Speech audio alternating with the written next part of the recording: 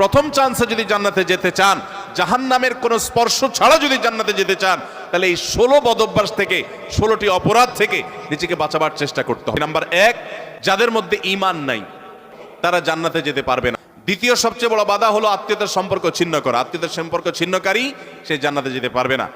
তৃতীয় বড় বাধা হলো যারা চগলখড়ি বদঅভ্যাস আছে, এই রোগটা। চতুর্থ, প্রতিবেশীকে কষ্ট দেওয়ার রোগ যাদের আছে। 5 নম্বর হলো অহংকার। 6 নম্বর হলো প্রতারণা করা, মানুষের সাথে মানুষকে ধোঁকা দেওয়া। 7 নম্বর হলো দান করার পর খোঁটা দেওয়া। 8 নম্বর হলো কৃপণতা। 9 নম্বর হলো ঘুষ দেওয়া নেওয়া।